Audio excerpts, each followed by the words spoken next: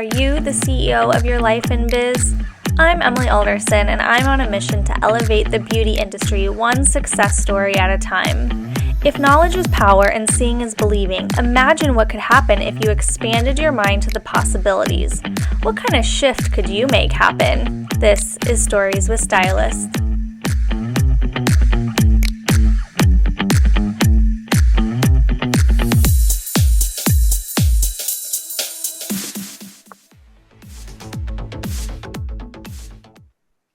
Let it take for a little bit because it makes me nervous if it's not going. Okay. Welcome to Stories with Stylists. We have an amazing guest today, Jasmine Jones. She has done a lot in her time. She is a brand strategist for beauty professionals and creatives looking to increase their brand's visibility through organic marketing and scaling systems and designs to scale your business and avoid the burnout, which is real, people, and we do not want to get there. She has a bridal team with 14 team members under her. She's got some virtual courses going on. We'll get into all of that. So thank you for being here. You're so welcome. Thank you so much for having me here. So I always start with a question: where are you from and what led you to cosmetology? Yes, so I am from originally Charleston, South Carolina, but I currently live in Rock Hill, South Carolina, so a little bit away from there. And yeah, that's where I am from, and I've been loving the bridal beauty industry ever since. I started back in Charleston, and then it kind of grew to a couple additional states. So what did your schooling look like? Did you always know you wanted to do hair? Did you go right away? Yeah. Yes, so I knew like right around fifth grade that I was going to be going to cosmetology school. I am the middle child of three girls on my mother's side, and my mother does not know how to do hair. So that was originally how I started, getting into doing my own hair. And then I started right around like third grade doing my own hair, and I would do like braids and, like little pigtails and beads and bows. And then right around fifth grade is when like other family members started to ask me to do like chemical services for their hair, like relaxers and colors. And I was like, I'm in the fifth grade. But right. And they trusted me. And I knew ever since then that that's definitely where I was going to be ending up. So right after high school, I went straight into cosmetology school, and I went to a Paul Mitchell school. Okay. And then what did life look like after that? Did you assist somewhere? How did you get Oh my kind God. of from there into bridal? Yeah, so it's so funny. When I was in cosmetology school, all of the clients that I had, I like built up a clientele when I was in cosmetology school, and it was all around cuts, colors, and highlights. And when I was, preparing to graduate, I thought that I wanted to have a salon where I would just do cuts and colors all day long. But it was maybe like the last month that I was in cosmetology school, and the front desk girl, she said, "Hey, like there's this event that's coming, and they're looking for volunteers, and I think that you would be really good for it." So it was for the Charleston Fashion Week, and I was like, okay, cool, I'll go there and get some extra hours or whatever. And I went there. It was a 5-day event, and it was literally from sun up to sundown. We probably like wrapped up at like 10 or 11 o'clock at night. But the very last day of Charleston Fashion Week was bridal, and we came in like early in the morning. It was still dark outside, and it was probably like 60 or 80 models that came in. And it was just like a team of hair and makeup artists just like throwing makeup brushes around and doing updos and doing bridal makeup. And I was legit drooling in the corner, like, what is this amazingness? Like, this chaos is amazing. I need this in my life. So, right after I did that, everything switched for me. I had so many things that I like accumulated for this salon studio that I thought that I was going to have, and I was just selling it all because I knew that I was going into the bridal field. So once I got in the bridal field, it was a wrap, and I've been there ever since then. I did test out, some full service salons here and there, but while color was processing, I was just thinking about doing a blowout or doing like a fun braid. And I knew that, I needed to just like stick to what, made me happy. And it was definitely bridal for me. That's so Did you feel like it was kind of intuition telling you like this is the right direction? It's okay that you liked this and explored that, but that's really where I need to be. Yeah, I definitely felt that for sure. And what's so funny about me is I talk a lot about my zodiac sign. I'm a Scorpio and I can be very stubborn sometimes. So for me, like I am naturally a tomboy. Like my everyday makeup is like chapstick and mascara, maybe some concealer if I don't want to scare somebody, but that I just keep it simple. So when it came to, like me getting into bridal field, I was like, okay, well, I would have to learn how to do makeup, learn how to do contouring and all of these things that I didn't really do on like a daily basis. And that's when, I started learning and I started, using all of the money that I was, getting from paychecks and part-time jobs. And I just spent all of that on perfecting, my makeup skills and building my kit. And I knew that I was doing the right steps because I was just so excited and happy. It didn't even matter that I didn't have any money in my bank account when I was first starting. It's because like I was just learning and I was creating in the way that I was just making people so happy from just doing makeup or doing like a cute like, tousled hairstyle with them. And they're just like, you just made my entire week. And I'm like, I love this. Like I love the fast pace and I knew it was definitely the right decision for me. So did you start off working with an already like established line or a company that was already doing specifically bridal stuff?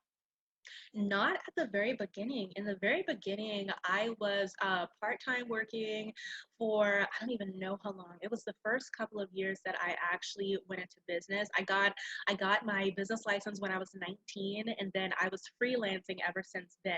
So I would freelance, go to people's houses, or help out with smaller events, but it was really on like a small scale. And at that time, I was like getting all of this like kit work and like kit products together. And I was just like, okay, well, I'll just spend this time building my kit, building my craft. And I kind of started to look more for other like bridal hair and makeup companies that were hiring as I got a little bit more serious, and to actually like, okay, like I need to start building up a portfolio, I need to work on perfecting my timing and things like that. So I was searching in my area for a lot of bridal businesses, and there really weren't a lot that were hiring because they had their own set team. Charleston is very I like to say tight knit, but like loosely knit as well. But I found a company that I could freelance with, and it was really fun. It was really fun, and I definitely was able to work on my speed. But outside of that, I did find a home in the blowout world.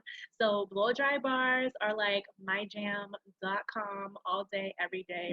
Doing a blowout in like 30 minutes, like that just gets me excited. Like that is my espresso. So that's what got me pumped up. But outside of that, I found a awesome company that I could kind of freelance with and kind of perfect my craft. And then I knew it was time to leave. Like after I was like building up my credibility, building a network around my brand, and getting more serious, and doing more on Instagram and social media, that I had to just kind of step out on my own at a point. Where in you're a little bit younger, but like where in your career did social media really like become a thing and start to take off? Like I can build myself just using Instagram. Yeah, so for me, it was probably around 2017, 2016. I believe I started my Instagram account back in 2014, right when the same year that I got my business license. So I started it, but it just kind of like sat for a good bit because I didn't really have anything to post, or I believe that I didn't have anything to post because I wasn't creating anything. But right when I got into Instagram is when I stumbled upon a course, and it was for hairstylists, and it was just kind of like learn how to do social media, learn how to attract clients. And I was like, what? Social media can get me clients? And I was like, what is this world? So I started to just kind of like listen into that. Then I started learning about hashtags. And then I started to take my own spin on things. And I created like a hashtag strategy so that I can build a network. I started creating content and actually making captions that led to bookings other than, lead to likes and comments, right? Which those are fun too, but I started to get really serious about like my captions and how I can start attracting them through like the words and the images and everything like that. So that was really fun for me. What does that look like for you? Because I know so many people are so intimidated by social media and they call them like glamour metrics or whatever. Like Yeah. likes feel good, but ultimately we're on there to make bookings and make money, right? Like we're doing Yeah. that just for fun because it can be time consuming. So how did you kind of play around with like discovering different ways, and if you were to do it over again, would it have just been nice to do a course or have somebody kind of pave the way? Yeah, so for me, what was the biggest turning point of just kind of seeing what worked and what didn't work is I got very analytical, which I did not know what was that was in me. But I started kind of like going to the Instagram insights, and you can kind of click on a photo and see, okay, well, this photo that you posted last Saturday, it got you 3 clicks to your website. Or this post, it got like 2 saves or whatever it is, right? So I would kind of like go back to those posts and see, okay, well, what did I even say in this post? Or like, what hashtags did I use in this post? And I would just kind of like start to map out, like, okay, these were the hashtags that I used. This is how I kind of formulated my sentences. But really, the biggest thing for me was I stopped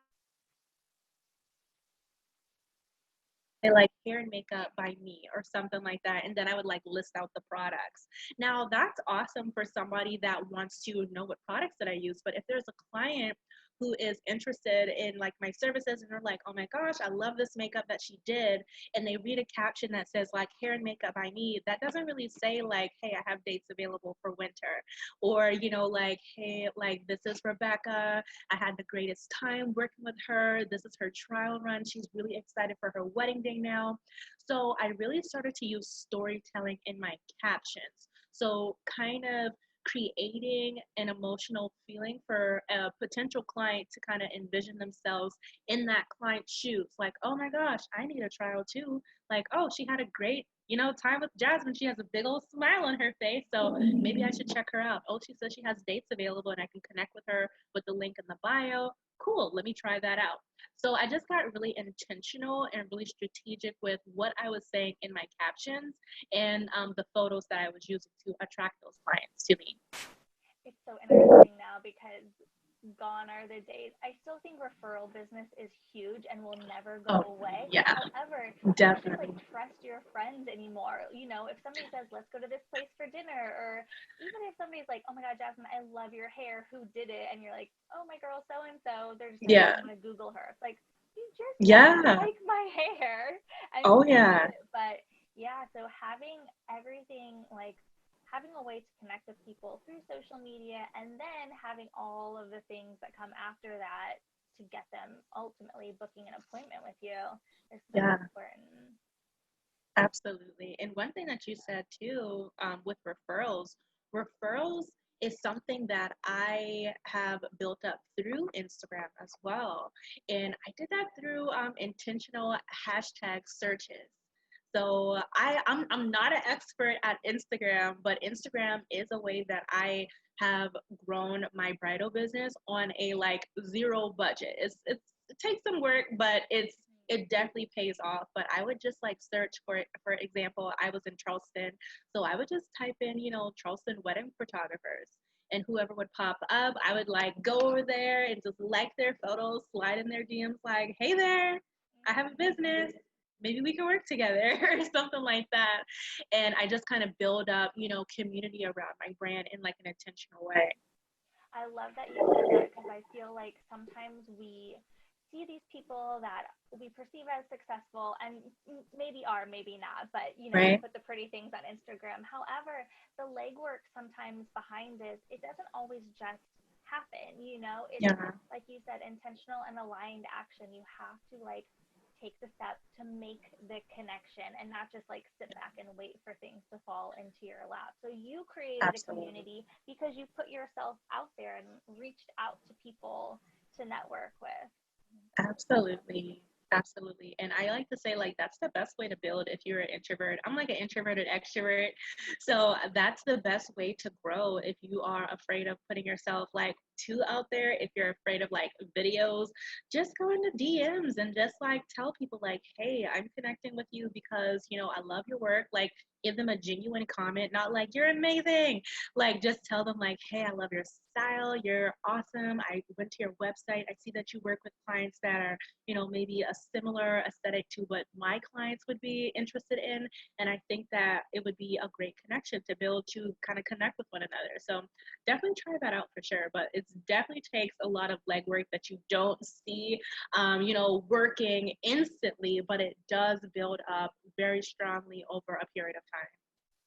And I think it's just growing your own kind of trust muscle with yourself to put yourself out there. And maybe people respond, maybe they don't, but it's that exercise of just doing it over and over that makes it more comfortable. Same with videos, same with anything Yeah. else.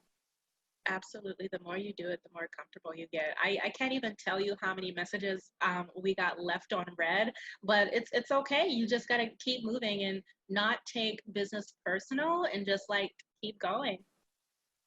Talk to us a little bit about growing your bridal company. So, at some point, you kind of left and you needed to be on your own and build a team. What did that look like?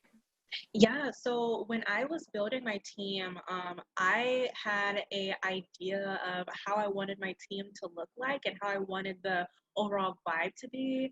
One thing about me is I'm very chill. I'm very laid back. I could be a comedian at times, but I knew that I didn't want to have a bridal team where there were egos. So when I was building, just going back to Instagram, I slid in DMs. I was looking at, hair and makeup in Charleston or bridal hair and makeup artists in, whatever cities that were near me. And if I saw somebody that had like amazing work and I felt like they would be a good match to be on my team, I just went and told them, like, hey, girl, I'm Jasmine. I'm starting up a bridal beauty team. I don't know if you're interested in freelancing, but I'm connecting with you because I think your work is amazing. And maybe we can connect. Maybe we can talk more about some options, but let me know if you would be interested in that. So I did that for a good while, and I had interviews with some amazing team members. Those team members are actually still on my bridal beauty team.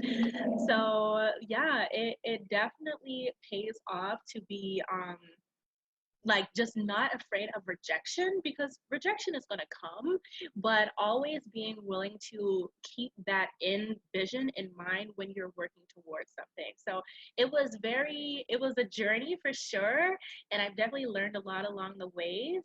But just being intentional, connecting with people through the DMs, telling them, hey, this is the mission, this is what I want to do, and just having that interview just to make sure that they were a good fit. So that's how I started it out.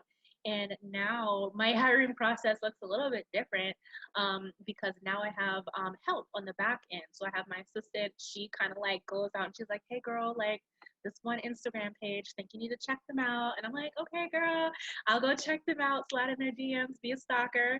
And now we get like girls that just apply for our bridal beauty team without even needing to go into the DMs, because they see like, oh, they're consistent, they show up, they're a little bit different, and people want to be a part of that. So that's just a huge change of how being intentional, and now people see that we're being consistent and they're like, hey, I want to be a part of this. So it's been really fun. That's cool. Yeah, seeing your like vision for what you want it to be and holding that standard for Yeah, yourself and everyone around you. yeah, absolutely. You've talked about burnout before. What part of your career, like, how did that kind of evolve? Oh my gosh. So burnout is like the best friend that I hate to hang around. But so burning out, I don't even know how many times I've burned out in the journey of creating my brand prior to having my team. And it's because I was just doing a lot. I was doing a lot and I really didn't have an intentional action plan behind it. I didn't have a clear vision. I was really just in hustle mode of just like, I need to get booked out, or I was really just worrying about, whatever month was coming up. Like, okay, well, next month's coming up. I know that I need to make, this much money. Let's go ahead and try and hustle and bustle to see if we can kind of get those clients in. So I burnt out a lot before I started to invest in classes and courses to see where I should actually focus my time and energy on. And I did burn out a good bit after I got like 5 girls on my team before we got to a team of 14. But when I had 5 girls, I realized, okay, well, like we have a full blown team now, and I really just wanted to help these girls get booked out. And I put so much pressure on myself for like, I needed to be perfect. I needed to be great. I needed to be like booming and all of these things.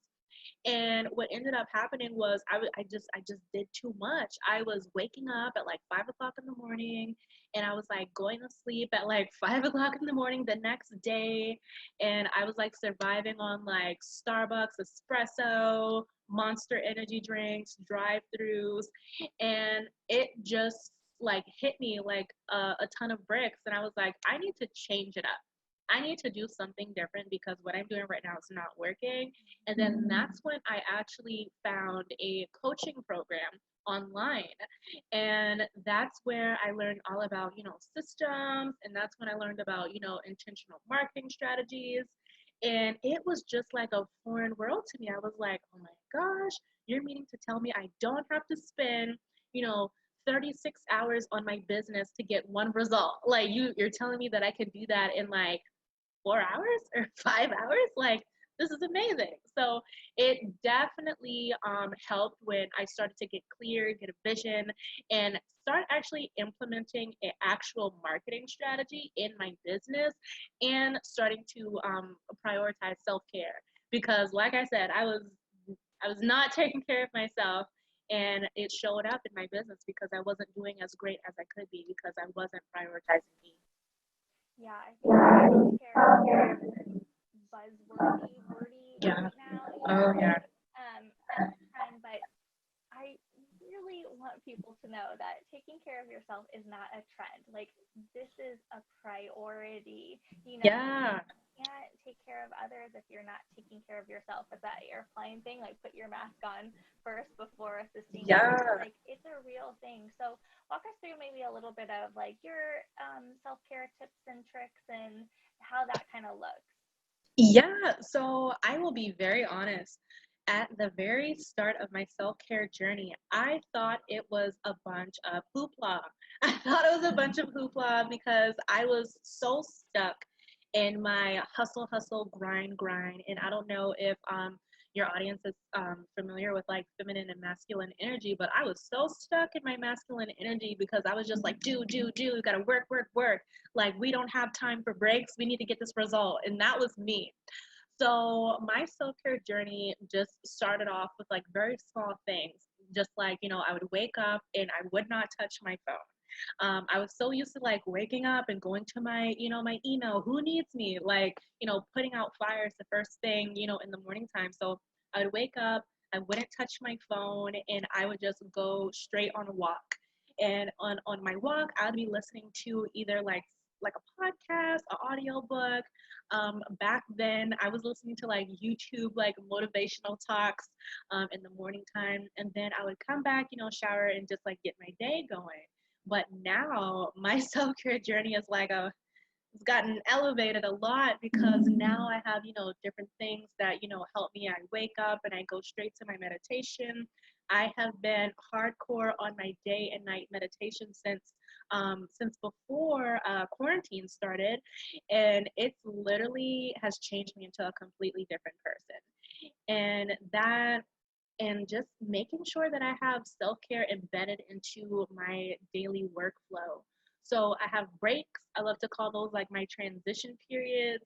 So I might do like a lot of like work in the morning time, and then I would give myself a break, and I would go on a power walk or just go chill at the park, listen to a book, and then just kind of relax a little bit, and then come back and finish out the rest of my day, and then do my nighttime routine with my meditation, my stretching, and all of that. But definitely, I was very like hesitant to start my self care journey because I thought it was silly. I was like, I need a result in my business. I don't need to do affirmations, but now I'm like affirmations all day, every day, you know? So it's been a big change for me. But yeah, that's definitely a good way to start with just like prioritizing yourself, give yourself breaks. Don't go straight to your phone when you wake up in the morning time, and you'll see like small shifts. I really love that. I feel like our industry is such a hustle mentality, that hustle and grind and work and get the things and put in all the hours. But at the end of the day, there are 24 hours in a day, and that is the same rule for everyone. And you guys, Jasmine runs like 5 businesses right now, and she's going on walks and doing meditations. Like, this is a real thing that people can actually do if you just shift your mindset around why it's important and how it's going to serve others. And for me, seeing is believing. So once you start implementing these things and then you start seeing the results from them, then it's like, oh my gosh, it worked. Like, I took a nap and then a client booked in. Like, wait, what? Right? But it's real and it really does work. It really does. How did you hire your coach? Were you looking for something? Is she in the industry at all? Yeah, so I've had two coaches so far. The first one, I was not even looking for a coach. I didn't know that I needed a coach. I didn't even know that coaches existed in that field. And it's so funny because that was right around the time when I hit that massive burnout. And I just started to see like these ads over on Facebook. You know, Facebook, they like you think something and it's like boom, there it goes. But but she was in the industry. Her name is Ashley Diana, but she's really fun. She has purple hair. I love her. She's just so awesome. But with her, that's when I really got into like, okay, well, maybe I should start doing these affirmations. Maybe I should, prioritize my mindset.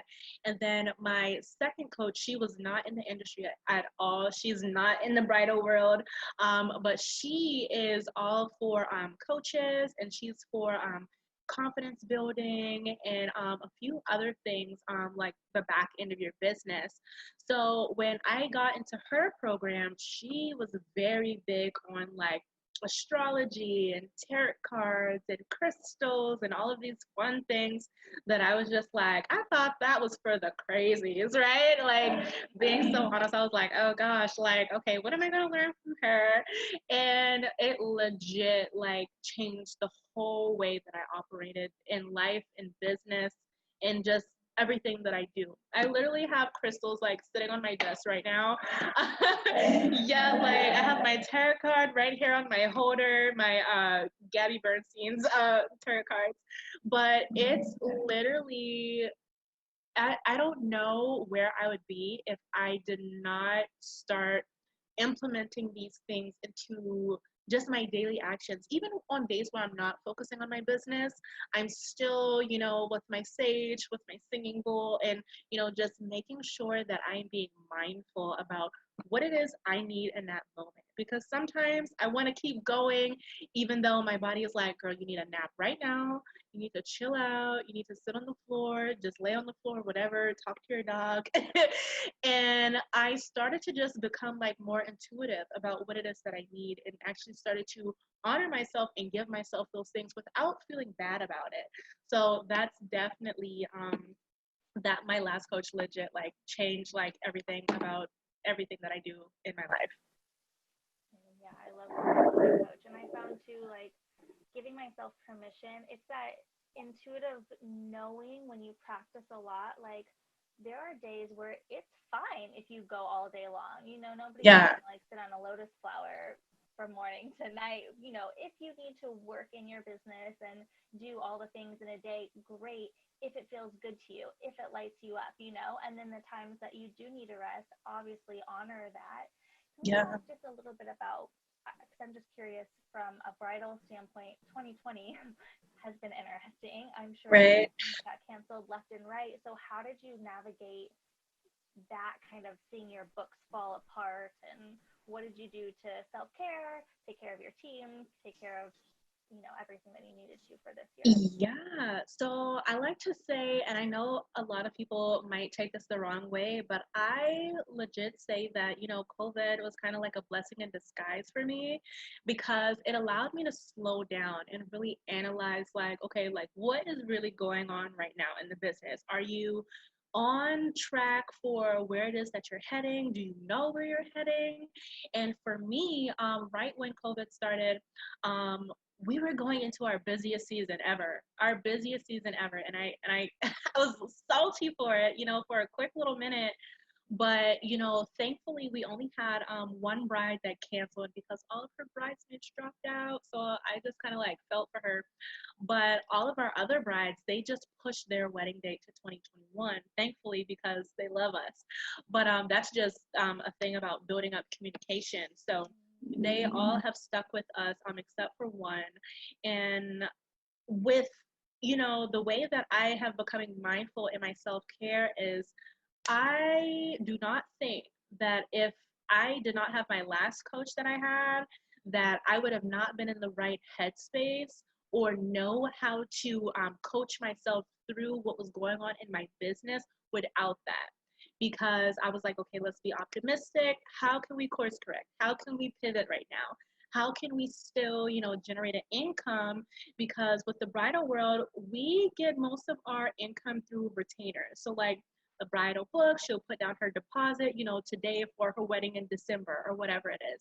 So I had to get a little bit creative, and I just kind of like started to implement, payment plans for our brides, which they absolutely love. So we currently get payment plans for brides who have dates in like November and December, which are coming in now. So that's a good thing for me. So I can still have, money coming in. But with my coaching business, I saw that a lot of bridal industry girls and plus girls that aren't in the bridal hair and makeup world, they were just kind of like, well, what do we do? We can't, make money. And I am very creative and I can just think of something like, ooh, you can create a workshop on how to take care of your hair or how to do, a smoky eye. And we started doing some workshops online around makeup or hair care. And then I started to do a lot of workshops over on Beauty in the Network for girls that just needed to become a little bit better in their lead generation process and just how to get a little bit more systematized on the back end. And these are things that I had to personally learn when I burnt out, years ago. So I was just giving them tips of, what helped me when I was in that season of my business and, different ways that you can get creative and out of the box with the non-traditional ways that, people in the industry have, originally been making money and showing them like, hey, you can create a virtual class, a virtual workshop, like anything virtual. All you have to do is you need this, and boom. Like people can pay you and you can sit in your house and have fun and do what you love and people can compensate you for that. So it was a blessing for us for COVID to kind of start. And that time actually helped us get our business a lot stronger. I am actually hiring now in my bridal beauty business. And I'm looking for additional help in the back end for like office communication. So it has definitely been more of a big boost for us than a detriment. I think a lot of it starts having that kind of foundation, having, Yeah. I know, I feel like because I've done a lot of work with coaching and like lack mindset, money mindset, all of that played a huge part in why 2020 was like really chill for me, Yeah. because I worked my entire life, since I'm like 12 years old. I'm like, I don't have to go to work tomorrow or the next day or the next day or but Right? It's if I like, what do hadn't I do? had that, yeah, if I hadn't had that foundation, if I hadn't worked through things that lack mindset from society or parental programming or things that we've grown up around, to realize like those aren't my truths. You've done work, I'm sure, with that sort of thing? Yeah. Absolutely. And one big thing for me is I have been learning a lot about just like generational like trauma and just a lot about the way that, like you just kind of mentioned a little bit, like things that parents or friends of friends might have, said when you were like 4, 5, 6 years old. And you think that those things aren't a part of you until you kind of get older and you're like, why am I procrastinating around this one thing? Or why am I not really charging my worth? Why am I afraid to raise my prices? And it might go back to, someone saying like, oh, well, if you increase your prices, you're greedy. Or if you increase your prices, then like you're a terrible person and you're just trying to get over on people that don't have money or whatever it is. And you really have to have like a come to Jesus moment with yourself. And it's like, is this something that I believe, or is this something that I heard someone say, back in the day? And why am I holding on to that? And how can I release that? So that has been something that's been very huge for me, that I've been able to coach myself through as I realize things like, oh, why do I feel like this? Okay, well, let's dig a little bit deeper. I'll just have conversations with myself, like as I'm on like walks, and I'm like, oh, like okay, that random, like limiting belief just popped up. Like, where did that come from? Like, why is it here? And is it serving me? And if it's not serving me, how can I replace that with something different? So it's been a big game changer for me for that. That's so awesome. This has been so great. I'm sure we could probably talk for hours, but Yeah. how can people find you? How can people get in your space? Yeah, so you can find me over on my podcast or over on Instagram. Both are Beauty and the Network. And I just talk all about mindset, marketing, and lifestyle. So if you want to know more about like my coaching or any of like my fun freebies that I have, you can just go right over to Instagram and use the link in my bio and you can connect with me there. Amazing. And I'll link everything in the show notes as well. Yeah. Thank you so much for being with us. You're so welcome, girl. Thank you so much for having me. It was so much fun chatting with you.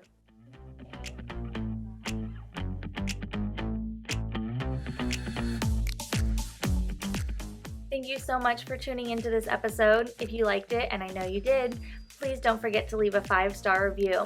I love hearing from other stylists, so take a screenshot of the episode and tag me in it at Mindful Hair by Emily.